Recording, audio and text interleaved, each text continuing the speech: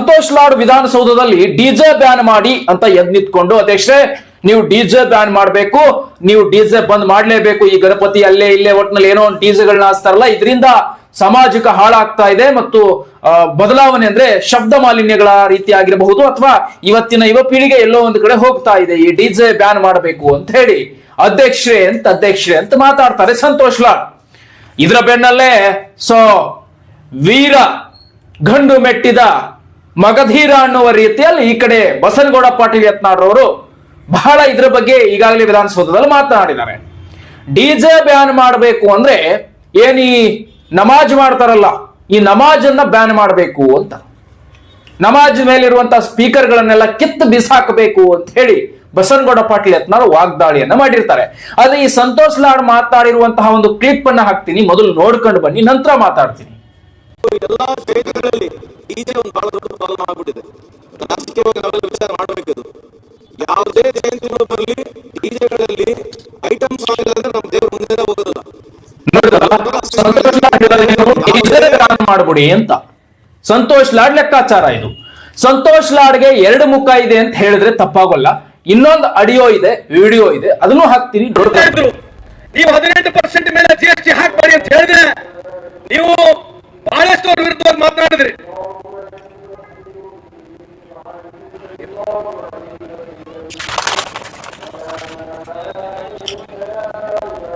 ನೋಡಿದ್ರಲ್ಲ, Santosh Lad DJ ban ಮಾಡಿ ಅಂತ ಹೇಳಿ ಅಧ್ಯಕ್ಷೆ ಅಂತ ಮಾತಾಡೋ ಸಂತೋಷ್ ಲಾಡ್ ಈಗ ಏನ್ ದೊಡ್ಡದಾಗಿ ನಿಂತ್ಕೊಂಡ್ಬಿಟ್ಟವನೆ. ಸುಮ್ನೆ ಅಲ್ಲಿ ನಮಾಜ್ ಸೌಂಡ್ ಕೇಳಿಸ್ತಿದ್ದಂಗೆ ಗಪ್ ಚುಪ್ ಈ ಸಂತೋಷ್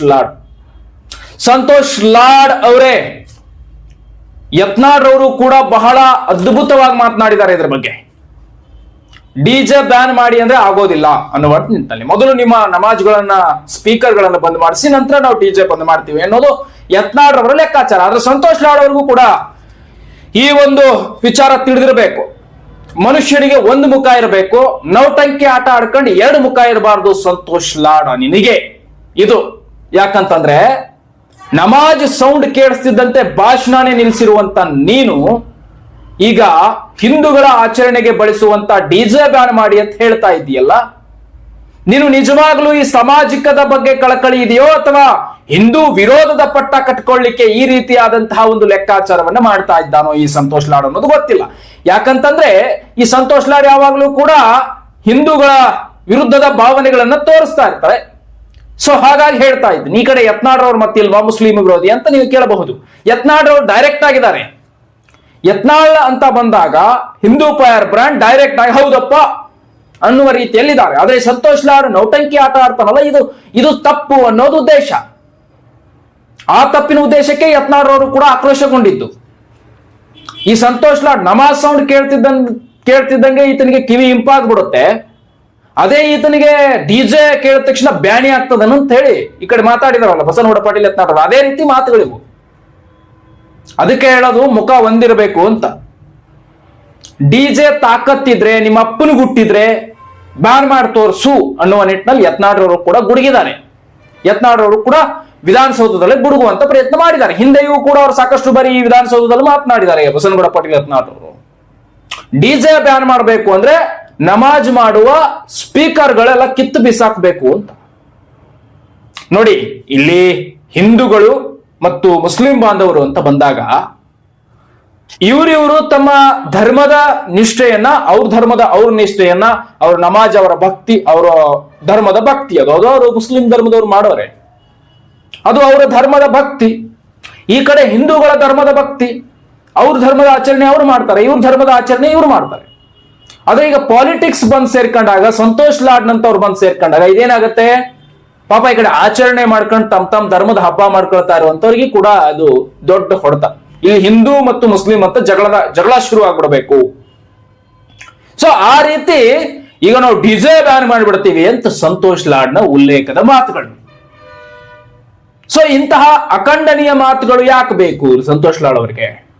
ಅದನ್ನೇ ಬಸನಗೌಡ ಪಾಟೀಲ್ ಯತ್ನಾಳ್ ಅವರು ಕೂಡ ಖಂಡಿಸೋದು.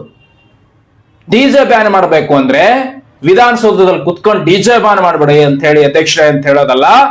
ನೀವು ಮೊದಲು ಏನ್ ನಮಾಜ್ ಮಾಡ್ತಿರಲ್ಲ, ನಮಾಜ್ನ ಸ್ಪೀಕರ್ಗಳನ್ನ ಕಿತ್ತು ಬಿಸಾಕಿ ಅಂತ ಬಸನಗೌಡ ಪಾಟೀಲ್ ಯತ್ನಾಳ್ ಗುಡುಗ್ತಾ ಇರೋದು, ಗುಡುಗಿರೋದು ಹಿಂದೆ ವಿಧಾನಸೌಧದಲ್ಲಿ ಹೇಳಿರುವಂತದ್ದು ಬಹಳಷ್ಟಿದೆ. ನಿಮಗಿದು ಗೊತ್ತಿರುವಂತ ವಿಚಾರ ಕೂಡ ಹೌದು.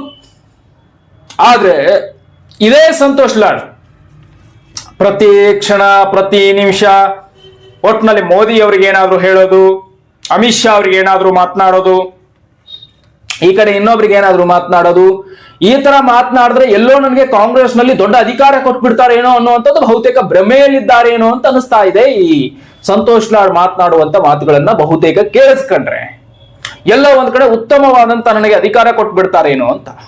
ಅಲ್ಲಿ ಡಿ ಕೆ ಶಿವಕುಮಾರೇ ಅಪ್ಪ ಅಪ್ಪ ಅಂದ್ರೂ ಸಿಗ್ತಾ ಇಲ್ಲ ಅಲ್ಲಿ ಉತ್ತಮ ಸ್ಥಾನ. ಸಿಎಂ ಸ್ಥಾನಗಾಗಿ ಹೆಣಗಾಡ್ತಾ ಇದಾರ ಅಲ್ಲಿ ಡಿ ಕೆ ಶಿವಕುಮಾರ್ ಕಾಂಗ್ರೆಸ್ ಪಕ್ಷದಲ್ಲಿ. ಏನೋ ಮೋದಿ ಅವ್ರನ್ನ ಮಾತಾಡಿದ್ರೆ ಅಥವಾ ಯಾರನ್ನೋ ಎದುರು ಹಾಕೊಂಡು ಮಾತನಾಡಿದ್ರೆ, ಏನೋ ದೊಡ್ಡದಾಗಿ ಮಾತಾಡ್ಬಿಟ್ರೆ ಏನೋ ನನಗೆ ಅಧಿಕಾರ ಸಿಕ್ಬಿಡುತ್ತೆ, ದೊಡ್ಡ ಅಧಿಕಾರ ಅಂತ ಹೇಳಿ ಏನಾದ್ರು ಸಂತೋಷ್ ಲಾಡ್.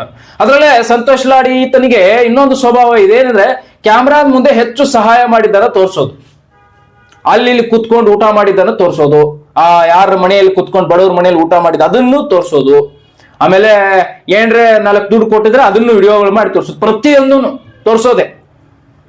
ನಾನು ನೋಡಿ ಯಾವ ರೀತಿ ಇದೀನಿ, ಎಷ್ಟು ಸಹಾಯ ಮಾಡ್ತೀನಿ ಅಂತ ಹೇಳಿ.